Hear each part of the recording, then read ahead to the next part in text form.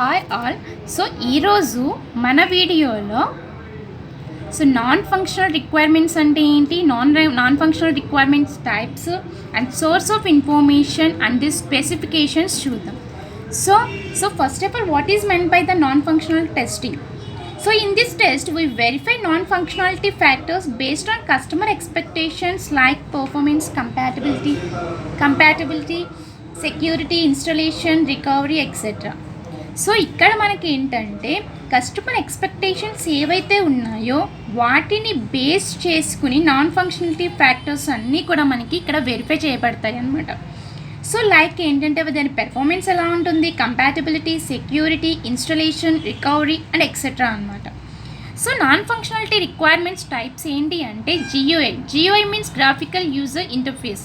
So usability testing, performance testing, security testing, recovery testing, compatibility testing, configuration testing, installation testing, sanitation testing, parallel testing or comparative testing.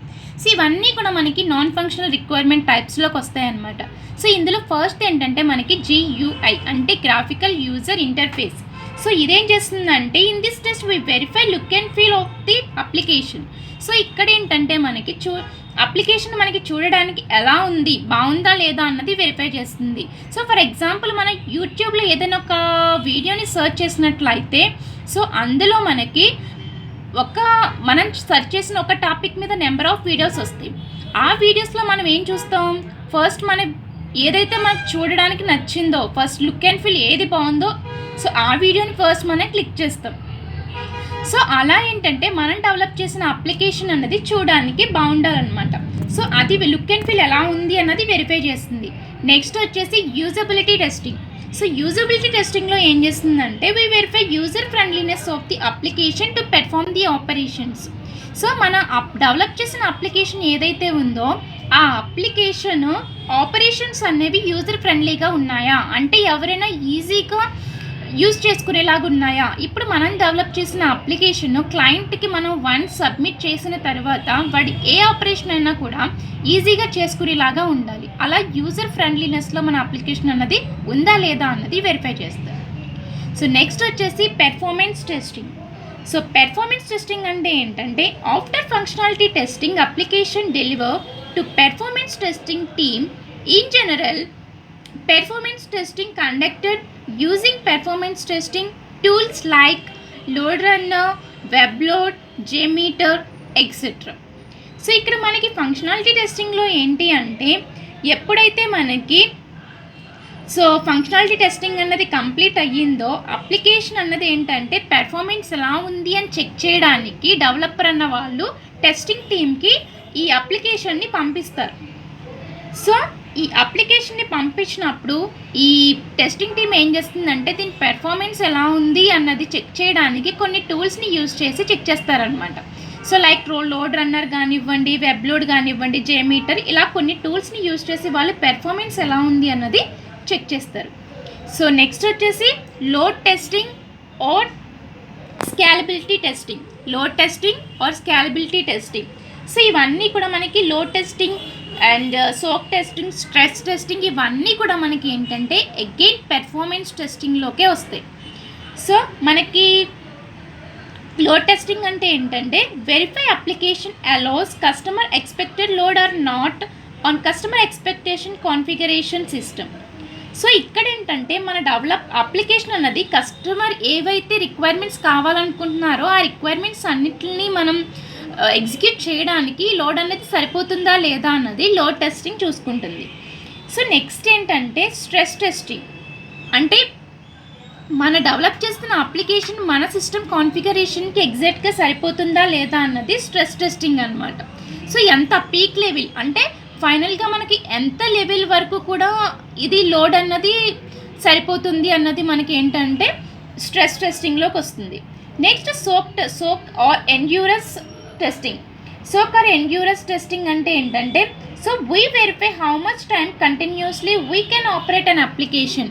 So ఏదైతే ఒక application మనం develop చేస్తున్నామో ఆ అప్లికేషన్ని ఎన్ని times మనం కంటిన్యూస్గా operate చేయగలం, అప్లికేషన్ ఎన్ని టైం మనం కంటిన్యూస్గా ఆపరేట్ చేయగలము సో అన్నది వెరిఫై చేస్తుంది అనమాట సోక్ టెస్టింగ్ అన్నది. స్పైక్ టెస్టింగ్ అంటే మనం ఎన్నిసార్లు అయితే అప్లికేషన్ని ఆపరేట్ చేస్తున్నామో అన్నిసార్లు మన అప్లికేషన్ని ఆపరేట్ చేసినప్పుడు దాని మీద అది స్టేబుల్గా ఉందా లేకపోతే ఏమైనా ఎర్రర్స్ వస్తున్నాయా అన్నది ఏం చేస్తుంది మనకి ఇక్కడ స్పైక్ టెస్టింగ్లో చెప్తుంది. సో మనకి ఇక్కడ పెర్ఫార్మెన్స్ టెస్టింగ్,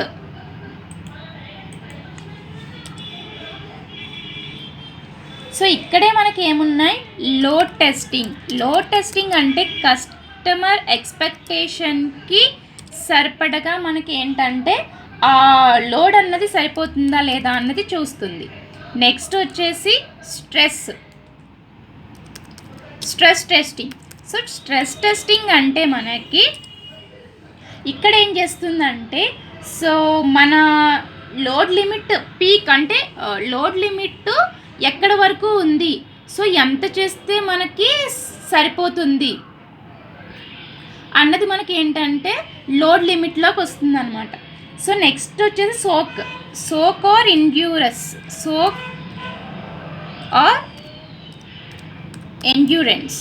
సో ఇక్కడ మన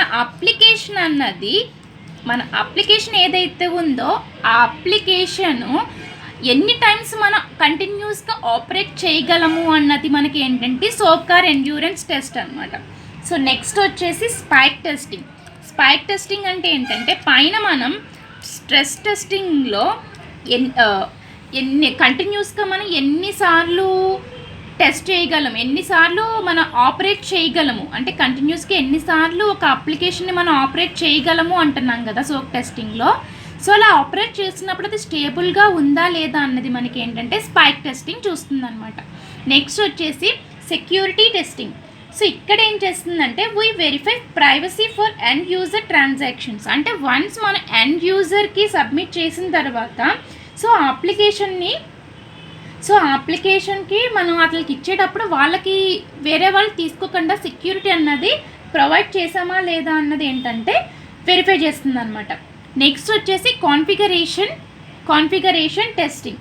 సో ఇక్కడ ఏం చేస్తుందంటే మనకి హార్డ్వేర్ కంపాటబిలిటీ అన్నది మనకి ఎలా ఉంది, ర్యామ్, ప్రాసెసర్, హార్డ్ డిస్క్, అంటే ఈ హార్డ్వేర్ కంపాటబిలిటీ అన్నది ఎలా ఉంది అన్నది ఏం చేస్తుంది మనకి కాన్ఫిగరేషన్ టెస్టింగ్లో చూస్తుంది. నెక్స్ట్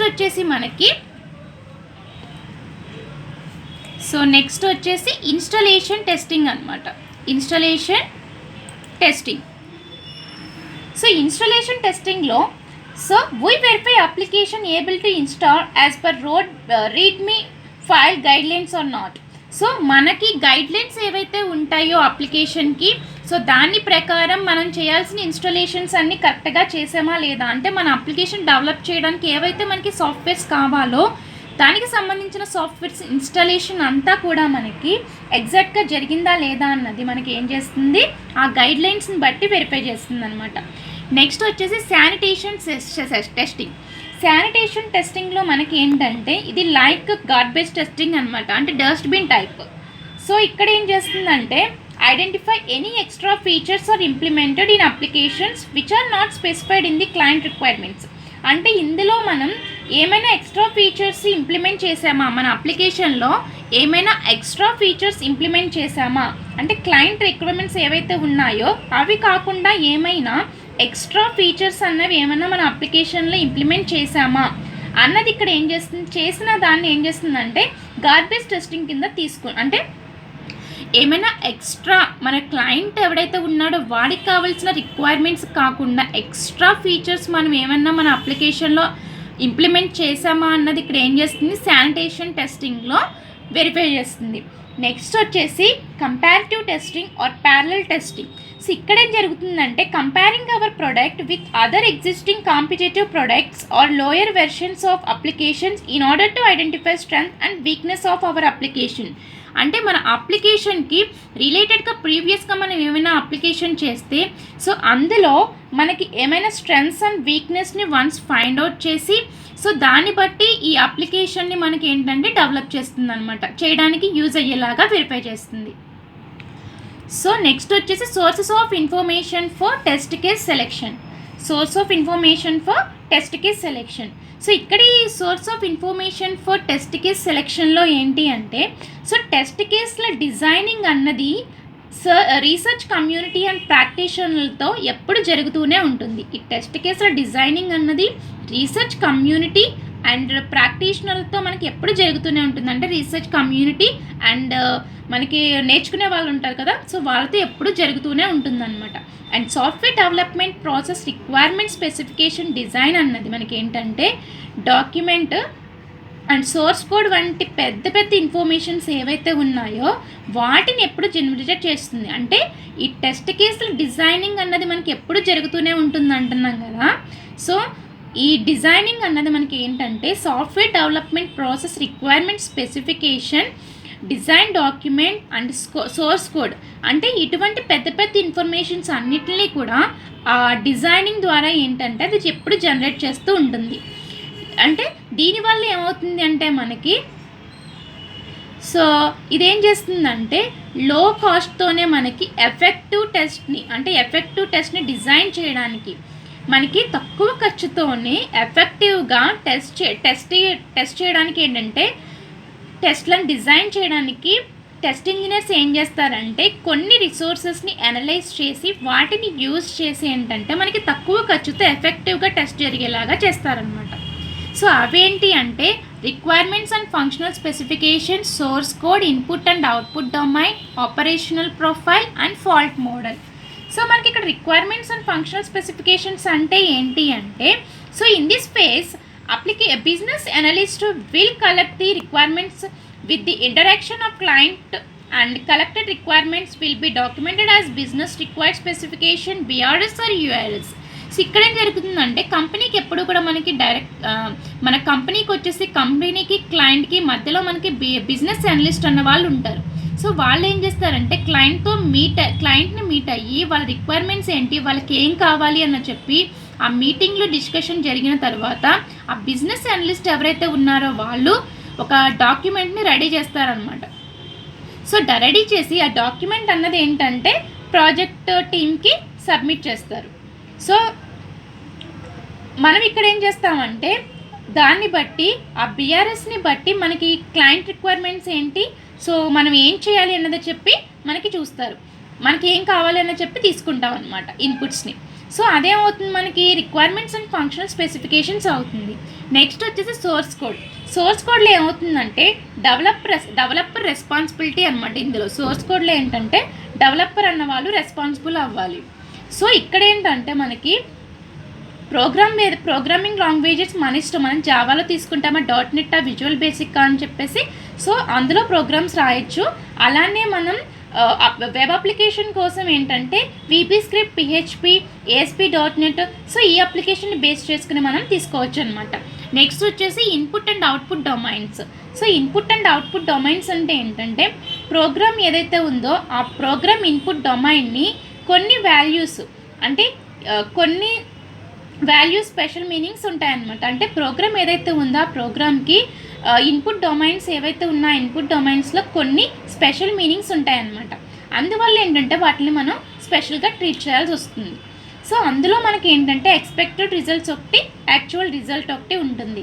సో ఎక్స్పెక్టెడ్ రిజల్ట్ అంటే ఏంటంటే సో ఇది యూజర్ ఆపరేషన్కి సంబంధించి అప్లికేషన్ ఏదైతే ఉంటుందో ఆ అప్లికేషన్ ఎక్స్పెక్టెడ్ బిహేవియర్ని డిస్క్రైబ్ చేస్తుంది అనమాట. అంటే యూజర్ ఆపరేషన్కి సంబంధించి అంటే యూజర్ ఏదైతే తనకి ఎక్స్పెక్టెడ్గా నాకు ఇలా కావాలి అంటున్నాడో అలా అప్లికేషన్ ఉండేలాగా డిస్క్రైబ్ చేస్తుంది అనమాట. అండ్ ఎక్స్పెక్టెడ్ రిజల్ట్ని వాళ్ళ అవసరాలను బట్టి మనం ఏంటంటే క్రియేట్ చేయబడతాయి అనమాట. And actual result.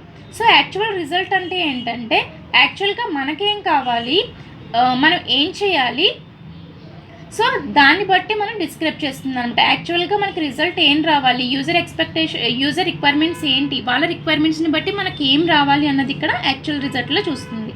నెక్స్ట్ వచ్చేసి ఆపరేషనల్ ప్రొఫైల్. సో ఇక్కడ ఆపరేషనల్ ప్రొఫైల్లో ఏంటి అంటే సో ఆపరేషనల్ ప్రొఫైల్ అన్నది సిస్టమ్ ఎలా యూజ్ చేయబడుతుందో సో దాన్ని బట్టి క్వాంటిటేటివ్ క్యారెక్టరైజేషన్, సిస్టమ్ యూజేజ్ యొక్క మనకి శాంపుల్స్ని యూజ్ చేసి టెస్ట్ కేసులను సెలెక్ట్ చేయడంలో టెస్ట్ ఇంజనీర్స్కి సో వేస్ చూసుకోవడానికి ఇది క్రియేట్ చేయబడుతుంది అనమాట. ఆపరేషనల్ ప్రొఫైల్ అంటే ఏంటంటే మనకి ఆపరేషనల్ ప్రొఫైల్ ఏదైతే ఉందో ఆపరేషన్ ప్రొఫైల్ సో ఎలా యూజ్ చేయబడుతుందో దాని యొక్క మనకి క్వాంటిటేటివ్ క్యారెక్టరైజేషన్ అనమాట. అండ్ మనకి సిస్టమ్ యూజర్స్ యొక్క శాంపుల్స్ని యూజ్ చేసి టెస్ట్ కేసులను మనం సెలెక్ట్ చేసుకోవడంలో టెస్ట్ ఇంజనీర్స్కి ఏంటంటే కొన్ని వేస్ని ఇస్తుంది, కొన్ని వేస్ని మనకి ఏంటంటే క్రియేట్ చేస్తుంది అనమాట. అండ్ టెస్ట్ ఇంజనీర్స్ ప్రాబిలిటీని అసైన్ చేసే వేస్ అండ్ సిస్టమ్ని ఆపరేట్ చేయడానికి టెస్ట్ కేసులను సెలెక్ట్ చేసుకోవడం మనకి యాక్చువల్ యూజర్స్ని డిఫైన్ చేసే వేస్లకి ఇది డిఫరెంట్గా ఉండొచ్చు. అంతేకాకుండా ఇక్కడ ఏం చేస్తుందంటే సిస్టమ్ యొక్క రియలబిలిటీ యొక్క యాక్యురేట్ ఎస్టిమేషన్ కోసం సిస్టమ్ని బేస్గా టెస్ట్ చేయడం చాలా ఇంపార్టెంట్ మనకి ఇక్కడ. అండ్ వెబ్ అప్లికేషన్ టెస్ట్ చేయడానికి ఈ కాన్సెప్ట్ అన్నది మనకి యాక్చువల్గా ఉపయోగపడుతుంది. సో ఇక్కడ మనకి ఆపరేషనల్ ప్రొఫైల్లో మెయిన్గా మనకి ఏంటంటే ఇది ఒక క్వాంటిటేటివ్ క్యారెక్టరైజేషన్. సో మనకి ఎలా మనకి సిస్టమ్ యూజ్ చేయబడుతుంది అండ్ ఎలా అయితే మనం ఏ ఆపరేషన్స్ చేయాలి, ఏ ఆపరేషన్స్ చేస్తే మనకి అప్లికేషన్ అనేది ఎగ్జాక్ట్గా వస్తుంది. సో మనకి ఎర్రర్స్ లేకుండా క్వాలిటీగా ఎటువంటి ఇన్పుట్స్ని తీసుకున్నామో ఆ ఇన్పుట్స్ని బట్టి సో మనం ఎలా డెవలప్ చేసుకోవాలి అన్నది మనకి ఏంటంటే ఆపరేషనల్ ప్రొఫైల్లోకి వస్తుందన్నమాట. నెక్స్ట్ వచ్చేసి మనకి ఫాల్ట్ మోడల్. సో ఫాల్ట్ మోడల్లో ఏంటంటే ఇది మనకి ఒక కొత్త టెస్ట్ కేస్ డిజైనింగ్లో ప్రీవియస్గా వచ్చిన ఫాల్ట్స్ ఇన్ఫర్మేషన్కి ఇది ఒక ఎక్సలెంట్ సోర్స్ అనమాట. అంటే ప్రీవియస్గా వచ్చిన మన అప్లికేషన్ ఇన్ఫర్మేషన్ని తీసుకుంటే దాన్ని బట్టి మనం ఎర్రర్స్ అన్నవి రాకుండా కొత్తగా టెస్ట్ కేసుని ఎలా డిజైన్ చేయాలి అని చెప్పడానికి మనకి ఫాల్ట్ మోడల్. అంటే మనకి ఇనిషియలైజేషన్ ఫాల్ట్స్ కానివ్వండి, లాజికల్ ఫాల్ట్స్ కానివ్వండి, ఇంటర్ఫేస్ ఫాల్ట్స్ కానివ్వండి, సోర్స్ ఇన్ రిపాజిటరీ కానివ్వండి, సో వీటిని బట్టి ఏంటంటే ప్రీవియస్గా వచ్చిన ఫాల్ట్స్ని ఓవర్కమ్ చేస్తూ న్యూ టెస్ట్ కేసులను డిజైన్ చేయడానికి ఇది మనకి ఉపయోగపడుతుంది. అండ్ టెస్ట్ ఇంజనీర్స్ ఏంటంటే ఈ డేటాని టెస్ట్ చేసిన డిజైనింగ్లో ఒక పర్టికులర్ క్లాస్ యొక్క ఫాల్ట్ ఏదైతే ఉంటుందో సో అవి ప్రోగ్రాంలో ఉండకుండా చూసుకోవచ్చు. అంటే ఈ డేటాని బట్టి మనకి ఏంటంటే సో ఒక పర్టికులర్ క్లాస్లో ఉన్న ఫాల్ట్స్ డిజైనింగ్కి వచ్చేసరికి అవి అటువంటి ఫాల్ట్స్ అక్కడ రాకుండా రిపీట్ అవ్వకుండా చూసుకోవచ్చు అనమాట ఈ ఫాల్ట్ మోడల్లో. సో ఇది వచ్చేసి మనకి ఏంటంటే సోర్స్ ఆఫ్ ఇన్ఫర్మేషన్ ఏదైతే ఉందో ఆ సోర్స్ ఆఫ్ ఇన్ఫర్మేషన్కి మనకి ఏంటంటే టెస్ట్ ఇంజనీర్స్ తక్కువ కాస్ట్తో మనకి ఎఫెక్టివ్గా వర్క్ చేసేలాగా ఈ రిక్వైర్మెంట్స్ అన్నిటిని కూడా యూజ్ చేసుకుంటాడు. అంటే requirements and functional specifications, source code, input and output domain, operational profile, fault model వీటిని యూజ్ చేసి ఏంటంటే సో ఒక టెస్ట్ ఇంజనీర్ తన మొత్తం టోటల్ ఇన్ఫర్మేషన్ అంతా కూడా మనకి అనలైజ్ చేస్తాడు. ఎందుకు లో కాస్ట్తోనే మనకి ఎఫెక్టివ్గా టెస్ట్ అన్నది డిజైన్ చేయగలిగేలాగా అనమాట. సో ఇది ఇప్పటి క్లాసు. సో నెక్స్ట్ క్లాస్లో ఏంటంటే నెక్స్ట్ టాపిక్ చూద్దాం.